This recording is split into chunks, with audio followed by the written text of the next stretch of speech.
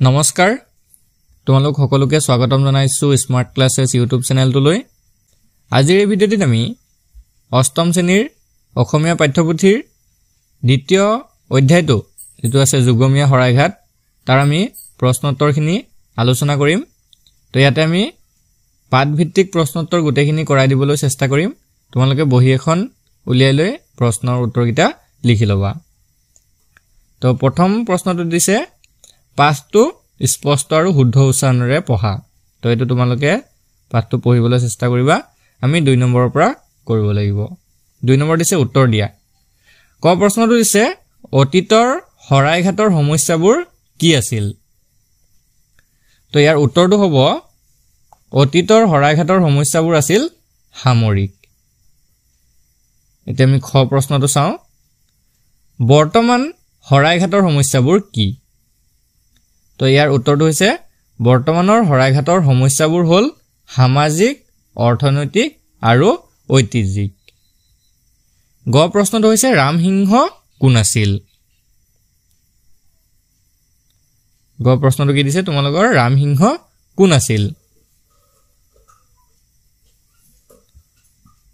তো ইয়াৰ উত্তৰটো হৈছে ৰামসিংহ ৰাজপুতৰ ৰজা আছিল তেওঁক ঔৰংজেবে বাদশাহে অসম আক্ৰমণ কৰিবলৈ পঠিয়াইছিল ঘ প্ৰশ্নটো চোৱা তেওঁ কিয় অসমলৈ আহিছিল অৰ্থাৎ ৰামসিংহ অসমলৈ কিয় আহিছিল ইয়াৰ উত্তৰটো হৈছে তেওঁ অসমখন আক্ৰমণ কৰি মোগলৰ দখললৈ আনিবৰ বাবে অসমলৈ আহিছিল এতিয়া আমি উঙৰ প্ৰশ্নটোলৈ আগবাঢ়ো কি দিছে চোৱা হৰাইঘাটৰ ৰণ কাৰ কাৰ মাজত হৈছিল ইয়াৰ উত্তৰটো হ'ব হৰাইঘাটৰ ৰণ মোগল আৰু আহোমৰ মাজত হৈছিল প্ৰথম প্ৰশ্নটো দিছে লাচিতৰ অধীনত কিমান সৈন্য আছিল তো ইয়াৰ উত্তৰটো হৈছে লাচিতৰ অধীনত 1 লক্ষ সৈন্য আছিল তাৰ পিছৰ প্ৰশ্নটো চোৱা দ্বিতীয় মোগলে নাৱেৰে হৈতে ধৰি ৰখা হৰাইঘটীয়া সেনাপতিজনৰ নাম কি ইয়াৰ উত্তৰটো হৈছে মোগলে নাৱেৰে হৈতে ধৰি ৰখা হৰাইঘটীয়া সেনাপতিজনৰ নাম আছিল কুৱামিদ্ধা হাজৰিকা এতিয়া আমি বৰ্গীয় প্ৰশ্নটোলৈ আগবাঢ়ো মোগলৰ সেনাপতিক চৰাই খুজাৰ দায়ত লাচিত বৰফুকনে কাক লুৱা লগাই থৈছিল ইয়াৰ উত্তৰটো হৈছে মোগলৰ সেনাপতিক চৰাই খুজাৰ দায়ত লাচিত বৰফুকনে ৰামচৰণক লুৱা লগাই থৈছিল ঝ প্ৰশ্নটো চোৱা ৰজা ৰামসিংহই বীৰ লাচিতক আফুগুটিৰ সহায়ত কি বুজাবলৈ গৈছিল ইয়াৰ উত্তৰটো হৈছে ৰজা ৰামসিংহই বীৰ লাচিতক আফুগুটিৰ সহায়ত মোগল সৈন্যৰ বিশাল সংখ্যাৰ কথা বুজাবলৈ গৈছিল নিয় প্ৰশ্নটো হৈছে লাচিতে অসমীয়া সৈন্যবল বুজোৱাৰ উদ্দেশ্যে ৰামসিংহলৈ কি পঠিয়াইছিল তো ইয়াৰ উত্তৰটো হৈছে লাচিতে অসমীয়া সৈন্যবল বুজোৱাৰ উদ্দেশ্যে ৰামসিংহলৈ এচুঙা বালি পঠিয়াইছিল এতিয়া আমি 3 নম্বৰ প্ৰশ্নখিনিলৈ আগবাঢ়ো 3 নম্বৰ প্ৰশ্নত দিছে পাঠটোত থকা কঠিন শব্দৰ অৰ্থ শব্দ সম্ভাৰ আৰু অভিধান চাই জানি লোৱা তো এতিয়া তোমালোকৰ কিতাপৰ পিছফালে এখন অভিধান আছে শব্দ সম্ভাৰ আছে সেই শব্দ সম্ভাৰৰ পৰা টান যিবিলাক শব্দ পোৱা সেইবিলাকৰ অৰ্থ চাই ল'ব পাৰিবা এটো তোমালোকে নিজে কৰিব পাৰিবা এতিয়া আমি 4 নম্বৰ প্ৰশ্নলৈ আগবাঢ়ো পাঠত থকা দৰে সংলাপবোৰ লিখা এতিয়া পাঠত থকা দৰে সংলাপবোৰ আমাক লিখিব গৈছে তো প্ৰথম প্ৰশ্নটো চোৱা কি দিছে কথাৰ যুদ্ধৰে বলে নোৱাৰি ৰামসিংহই ব্ৰহ্মপুত্ৰ পাৰ হৈ গুৱাহাটীৰ গড় ল'বলৈ চেষ্টা কৰা সময়ত জ্বৰৰ গাৰে লাচিত বৰফুকনে অসমীয়া ৰনুৱাসকলক কি কৈছিল তো ইয়াৰ উত্তৰটো চোৱা জ্বৰৰ গাৰে লাচিত বৰফুকনে অসমীয়া ৰনুৱাসকলক কৈছিল যে ইয়াৰ পৰা দেই অসমীয়া ৰনুৱাসকল মই যুঁজিহে মৰিম চিলা পৰ্বতৰ ওপৰত এচপৰা মাটি কিনি থৈছো তাতে মোৰ হটো থবা নাইবা মোক বঙালে ধৰি লৈ যাওক তোমালোকে হুখেৰে ঘৰলৈ উভতি যোৱা এই কথাষাৰ জ্বৰৰ গাৰে লাচিত বৰফুকনে অসমীয়া ৰনুৱাসকলক কৈছিল এতিয়া খ প্ৰশ্নটোলৈ আহো খ প্ৰশ্নটো কি কৈছে চোৱা অসম এৰি যোৱা সময়ত ৰামসিংহই অসমক প্ৰশংসা কৰি কি কৈছিল তো ইয়াৰ উত্তৰটো হৈছে অসম এৰি যোৱা সময়ত ৰামসিংহই অসমক প্ৰশংসা কৰি কৈছিল যে ধন্য ৰজা ধন্য মন্ত্ৰী ধন্য সেনাপতি ধন্য সেনা অকল এজন মানুহে সকলো সৈন্য চলাই ই কি আচৰিত মই হেন ৰামসিংহ নিজে যুদ্ধৰ সেনাপতি হৈও একোতে সুবিধা নাপাওঁ তো ৰামসিংহই এই কথাষাৰ কৈছিল এতিয়া আমি গ প্ৰশ্নলৈ আগবাঢ়ো গ প্ৰশ্নটোত কি দিছে চোৱা কোনোবাই যুদ্ধৰ কামত মন এৰি ইফাল সিফাল কৰে বুলি বীৰ লাচিত বৰফুকনে কামাখ্যা গোসানীলৈ সেৱা কৰি কি ঘোষণা কৰিছিল এতিয়া ইয়াৰ উত্তৰটো চোৱা কোনোবাই যুদ্ধৰ কামত মন এৰি ইফাল সিফাল কৰে বুলি বীৰ লাচিত বৰফুকনে কামাখ্যা গোসানীলৈ সেৱা কৰি ঘোষণা কৰিছিল কি ঘোষণা কৰিছিল যে যুদ্ধৰ কামত পাছ হুহুকিলে মই এই হেংদাঙেৰে তাক দুডুখৰ কৰি কাটিম পাছতহে স্বৰ্গদেউক জনাম তো এই কথাষাৰ লাচিত বৰফুকনে কৈছিল এতিয়া আমি ঘ প্ৰশ্নলৈ আগবাঢ়ো ঘ প্ৰশ্নটোত দিছে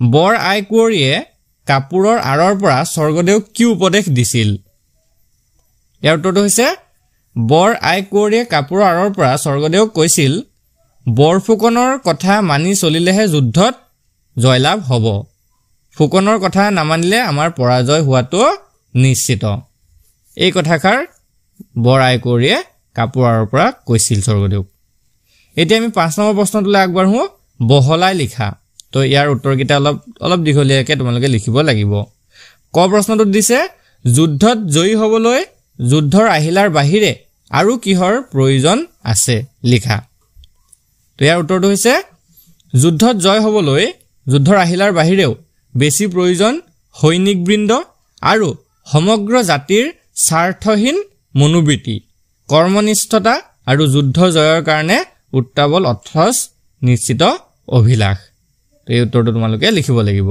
এতিয়া খ প্ৰশ্নটোলৈ আমি আগবাঢ়ো খ প্ৰশ্নটোত দিছে সেনাপতি কুৱামিদ্ধা হাজৰিকাই কি কৌশলেৰে মোগল সৈন্যৰ মাজৰ পৰা হাৰি আহিবলৈ সক্ষম হৈছিল বৰ্ণনা কৰা তো ইয়াৰ উত্তৰটো হৈছে মোগলে কুৱামিদ্ধা হাজৰিকাক বন্দী কৰিয়ে আনন্দতে নাচিবলৈ ক'লে হাজৰিকাই উত্তৰ দিলে মই নাচিম কিন্তু ঢোল মৃদংগ খঞ্জৰি নাই তোমালোকে চাপৰি মাৰা তো মোগল সৈন্যই বৈঠা এৰি চাপৰি মাৰিবলৈ ধৰিলে এই সুযোগত হাজৰিকাই নিজ নাৱৰ বৈঠাক টিপ দিলে নাও মোগলৰ নাও পোনে ঠেলি দিলে তো নাচোনত মহগুল মোগল সৈন্য হতচকিত হ'ল আৰু আৰামতে হাজৰিকাৰ নাও হাউতকৰে আঁতৰি গ'ল আৰু মোগলে ধৰা পেলাবলৈ চেষ্টা কৰোঁতে অসমীয়াৰ নাও নিজৰ ঠাই পালেগৈ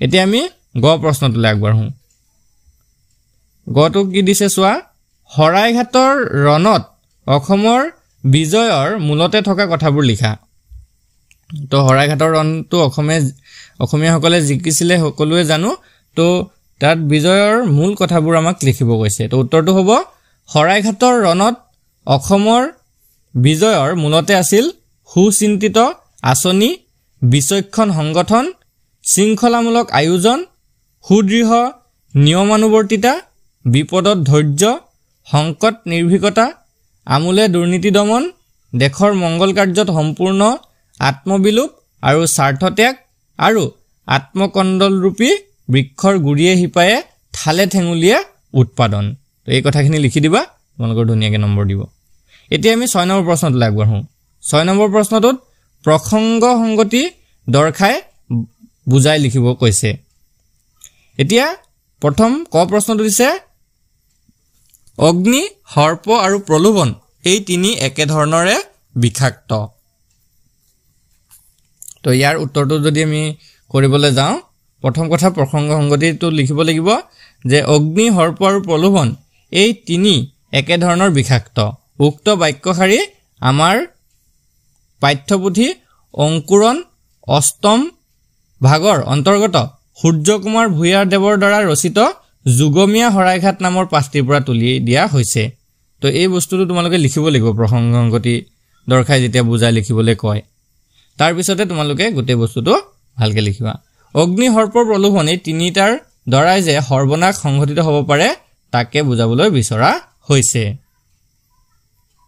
তাৰ পিছত আৰু অকমান লিখিব লাগিব মুগল সেনাপতি ৰামসিংহই যেতিয়া আহোম কটকী ৰামচৰণক নিমক লোভ লগাবলৈ ৰাজপুতনাৰ কাঠৰ চৰাই নাচ দেখুৱালে চৰাইটো দেখি ৰামচৰণ আকৃষ্ট হৈছিল আৰু অসমলৈ লৈ যাবলৈ এজন চাইছিল ৰামসিংহে দুটা চৰাই দিলে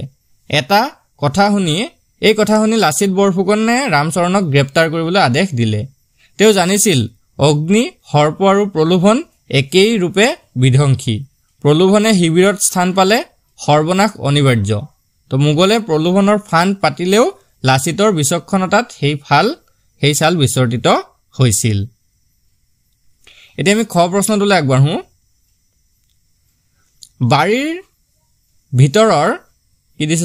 ভিতৰৰ পুখুৰী সিঁচোতেই আঁঠুদহোতা মানুহক শিঙিয়ে বিন্ধে এতিয়া ইয়াৰ অৰ্থটো কি বুজাইছে তো প্ৰথমতে প্ৰসংগ সংগতি দৰ্শাই ব্যাখ্যা কৰিব লাগিব তো চোৱা বাৰীৰ ভিতৰৰ পুখুৰী সিঁচোতেই আঁঠুদহোতা মানুহক শিঙিয়ে বিন্ধে উক্ত বাক্যশাৰী আমাৰ পাঠ্যপুথি অংকুৰণ অষ্টম ভাগৰ অন্তৰ্গত সূৰ্যকুমাৰ ভূঞা দেৱৰ দ্বাৰা ৰচিত যুগমীয়া শৰাইঘাট নামৰ পাঠটিৰ পৰা তুলি অনা হৈছে এই কথাটো হৈ গ'লগে প্ৰসংগ সংগতিত এতিয়া তোমালোকে ইয়াৰ পিছত ব্যাখ্যাটো কৰিব লাগিব তো ব্যাখ্যাটোত কি লিখিবা আলাবৈ ৰণত একেদিনে 10,000 অসমীয়া সৈন্য নিহত হোৱাত লাচিত বৰফুকনে গভীৰ দুখ পাই স্বৰ্গদেউলৈ বতৰা পঠাব বিচাৰিলে তেওঁ নিজৰ সৈন্যক অত্যন্ত মূল্যৱান বুলি গণ্য কৰিছিল কিন্তু সুবিবেচক মন্ত্ৰী আতন বুঢ়াগোহাঁয়ে কৈছিল যুদ্ধত কিছু লোকৰ মৃত্যু হোৱাটো স্বাভাৱিক বাৰীৰ পুখুৰীত সিঁচোতে শিঙিয়ে লোক বিন্ধাৰ দৰে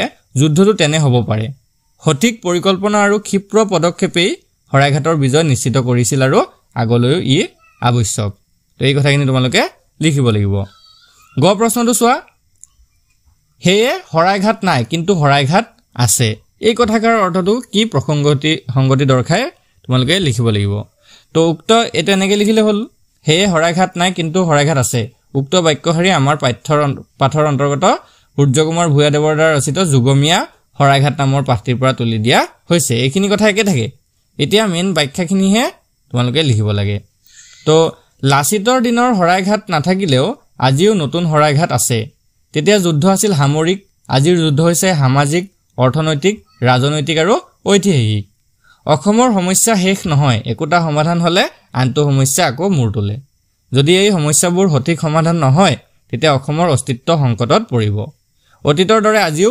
সুবিবেচনাৰে সিদ্ধান্ত লোৱা আৰু ক্ষিপ্ৰ পদক্ষেপ গ্ৰহণ কৰা অত্যাৱশ্যক সেইবাবে শৰাইঘাট নাই কিন্তু শৰাইঘাট আছে এই কথাষাৰ কোৱা হৈছিল ঘ প্ৰশ্নটো চোৱা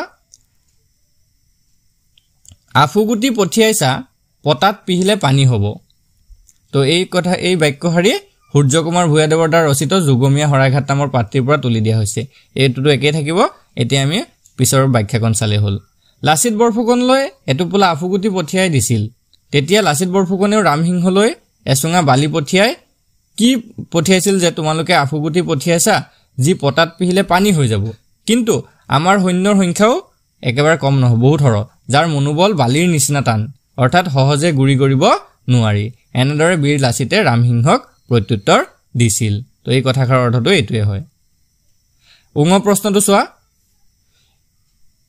এই সমস্যাবোৰ ভালদৰে সমাধান নহলে অসমৰ অস্তিত্ব লৈ টনাটনি হ'ব তো এই বাক্যশাৰী একেটাই যুগমীয়া শৰাইঘাট নামৰ পাঠটিৰ পৰা তুলি দিয়া হৈছে লেখক হৈছে সূৰ্যকুমাৰ ভূঞা তো অসমে চিৰদিন বানপানী খৰাং ভূমিকম্প ৰোগ মৰক শাসন শৃংখলা শিক্ষাৰ সমস্যা আন্তঃৰাষ্ট্ৰীয় যোগাযোগ আৰু মানুহৰ কুপ্ৰবৃত্তি দমন আদি নানা সংকটৰ সন্মুখীন হৈ আহিছে আৰু আগলৈও হৈ থাকিব তো এটা সমস্যা সমাধান হলেও নতুন এটা সমস্যা মূৰ কৰি তোলে আৰু অসমৰ জাতীয় জীৱনৰ বাস্তৱ এইটো এটা সত্য এই সমস্যাবোৰ যদি সঠিকভাৱে সমাধান নহয় তেন্তে অসমৰ অস্তিত্ব সংকটত পৰিব লাচিত বৰফুকন আৰু তেওঁৰ সাহসী সেনানীৰ দৰে দেশপ্ৰেম একাগ্ৰতা আৰু দৃঢ় মনোবলেৰে এই সমস্যাবোৰৰ সমাধান কৰাটো আজিও সমানভাৱে প্ৰয়োজনীয় এতিয়া আমি 7 নম্বৰ প্ৰশ্নলৈ আগবাঢ়িম 7 নম্বৰ প্ৰশ্ন দিছে তলত দিয়া শব্দবোৰৰ বৰ্ণবিন্যাস কৰা আৰু কাৰণ দৰ্শোৱা কিয় মূৰ্ধন্য ন হৈছে আৰু কিয় মূৰ্ধন্য ন নহল তো তোমালোকে এটো লিখিব পাৰিব লাগিব কিয় মূৰ্ধন্য হৈছে আৰু কিয় মূৰ্ধন্য নহল তো এতিয়া তোমালোকে প্ৰথম কথা চোৱা পৰিণাম, পৰিধান, পৰিমান, প্ৰণাম, প্ৰাৰ্থনা, বিশেষণ, কৃপণ, নিৰ্ণয়, পাখান, শ্ৰৱণ, তৰাণী, নৰাণী, ফেৰেঙনি, ৰামায়ণ। এতিয়া কিছুমানত চোৱা মূৰ্ধন্য ন হৈছে আৰু কিছুমানত দন্ত্য ন হৈছে। তো কিয় মূৰ্ধন্য ন হৈছে বা কিয় দন্ত্য ন মূৰ্ধন্য ন নহ'ল সেই কথাখিনি এতিয়া তোমালোকে ভালদৰে বুজিব লাগিব। তো উত্তৰটো কেনেকৈ লিখিবা চোৱা। এতিয়া চোৱা ভালদৰে চাবা, ৰি, ৰ আৰু মূৰ্ধন্য খৰ পাছত থকা দন্ত্য ন সদায় মূৰ্ধন্য ন হৈ যায়। আনহাতে ৰি, ৰ আৰু মূৰ্ধন্য খ আৰু দন্ত্য নৰ মাজত থকা কোনো স্বৰবৰ্ণ বা ক আৰু প বৰ্গৰ কোনো বৰ্ণ বা মূৰ্ধন্য খ, ৱ, হ থাকিলেই দন্ত্য ন মূৰ্ধন্য ন হয়। এই কথাটো তোমালোকে মুখস্থ কৰিব লাগিব। তাৰপিছত এই নট্যবিধিৰ নিয়ম অনুসৰি পৰিণাম, পৰিমাণ, প্ৰণাম, বিশেষণ, কৃপণ, নিৰ্ণয়, পাখান, শ্ৰৱণ, ৰামায়ণ আদিৰ দন্ত্য ন কি হ'ল? মূৰ্ধন্য ন হ'ল। এতিয়া তাৰ পিছত কিছুমানত মূৰ্ধন্য ন নহ'ল, তাৰ কাৰণটো কি চোৱা।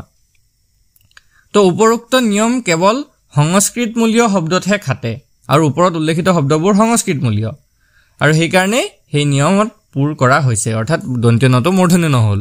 তো কিছুমান শব্দ এনেকুৱা আছে যিবিলাক সংস্কৃতমূলীয় নহয়, সেইকাৰণে সেইখিনি দন্ত্য নয়ে হৈ থাকিলে।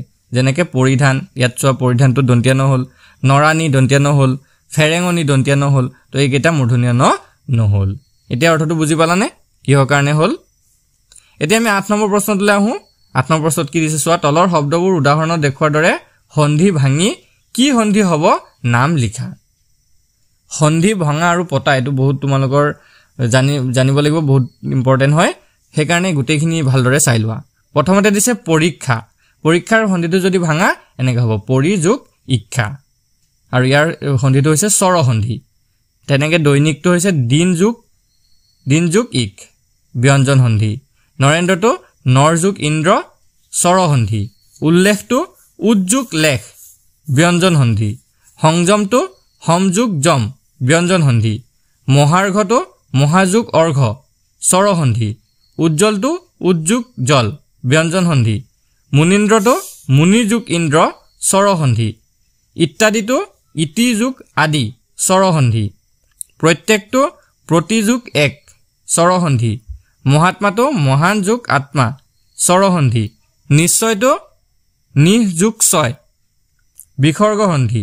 সঞ্চয়টো সমযোগ ছয়, ব্যঞ্জন সন্ধি। তাৰপিছত চোৱা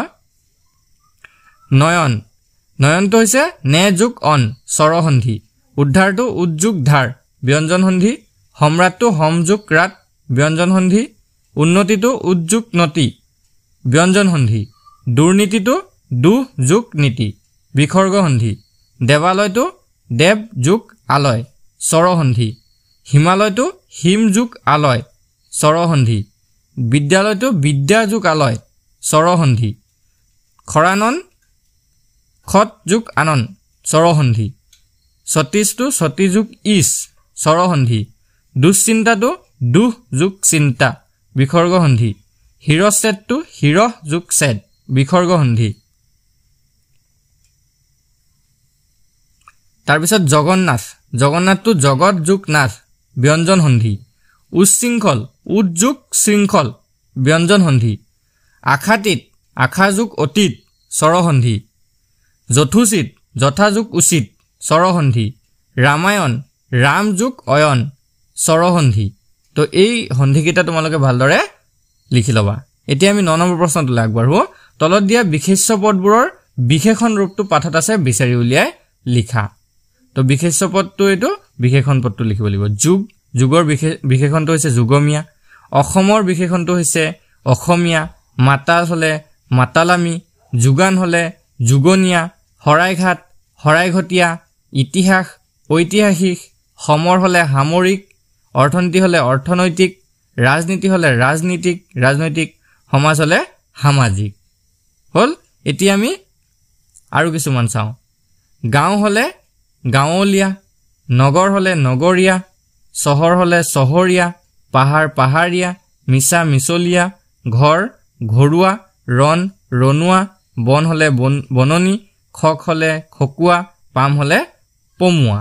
তো এইখিনি বিশেষ্যৰ পৰা বিশেষণ নিয়া এতিয়া আছে বিশেষণৰ পৰা বিশেষ্যলৈ নিয়া বিশেষণৰ পৰা বিশেষ্যলৈ নিয়া কেইটামান আছে তো বিশেষণ সৰলতা হলে সৰল হয় নম্ৰতা হলে নম্ৰ ভদ্ৰতা হলে ভদ্ৰ সত্যতা সত্য মিত্ৰতা মিত্ৰ দুষ্টালি দুষ্ট টেঙৰালি টেঙৰ ধূৰ্তালি ধূৰ্ত আৰু ধিটিঙালি ধিটিঙা ভাৰলি হলে ভাল এইকেইটা আছিলে বিশেষণৰ পৰা বিশেষ্যলৈ নিয়া তো আজি যুগমীয়া হৰাইঘাটৰ সম্পূৰ্ণ আমি প্ৰশ্নোত্তৰ কেইটা কৰাই দিলো গ যেটো আছে তোমালোকৰ জ্ঞান সম্প্ৰসাৰণ হেখিনি নকৰিলে হ'ব হেখিনি তোমালোকৰ পৰীক্ষাত নাহে ঠিক আছে জ্ঞান সম্প্ৰসাৰণৰ খিনি পৰীক্ষাত যেহেতু নাহে তো তোমালোকে কৰিব নালাগে আৰু যদি তোমালোকৰ লাগে যে হেখিনিও কৰাই দিয়ক তেতিয়া তোমালোকে মেছেজত কৈ দিবা কমেন্ট কৰি কৈ দিবা যে আমাৰ সম্প্ৰসাৰণ খিনিও লাগে আমি হেখিনিও কৰাই দিবলৈ চেষ্টা কৰিম আৰু ভিডিওটো তোমালোকৰ বন্ধু বান্ধৱীলৈ শেয়াৰ কৰি দিবা আৰু চেনেলটো সাবস্ক্ৰাইব কৰি লবা কাৰণ তোমালোকৰ ক্লাস 8 ৰ সকলো সাবজেক্টৰ এতিয়া ভিডিও এই চেনেলটোত তোমালোকে পাই থাকিবা ধন্যবাদ